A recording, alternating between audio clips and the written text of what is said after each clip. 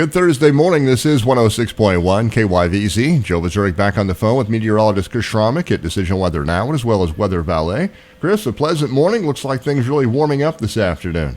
Yeah, Joe, this morning we've got a little bit of a low pressure that's developing over the Nebraska Panhandle and southeastern Wyoming that'll eventually move through here later this afternoon and evening and could kick up a thunderstorm or two in that Three Corners area that would move southeast across the rest of the area in the evening hours and possibly have some large hail and damaging wind. Those will be very isolated and scattered type storms. There this morning, like you said, we got a nice southerly breeze at about 10 miles per hour out ahead of that low. Got temperatures that are ranging from 49 in Burlington. We got 53 out there in Goodland, 57 in Oakley, and McCook and Oberlin. Those winds will continue from a south, turning to a southwesterly direction. And eventually when that low comes in, then this evening, a front will move through and turn the winds to the northwest. Temperature-wise, we're going to top out in the lower 90s today, so it's going to be a warm day. We'll see overnight lows dropping into around 50, and then tomorrow will continue to be warm. We're going to go high temperatures around 90. Winds will be a little bit more to the south and east, so we got some Gulf moisture affecting into the areas.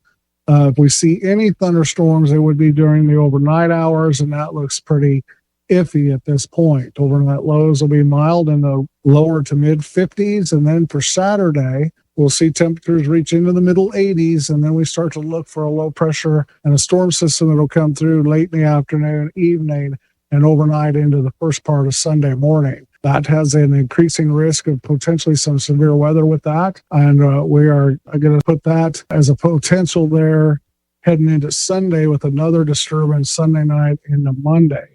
All those systems could have some large hail, damaging winds, and locally heavy rain.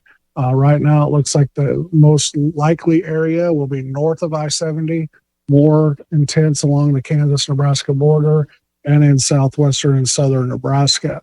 Overnight low will be around 50 again there on Saturday, 76 for a high on Sunday. Then the colder air moves in for Monday, which could be a cloudy. It's going to be a windy day behind that low.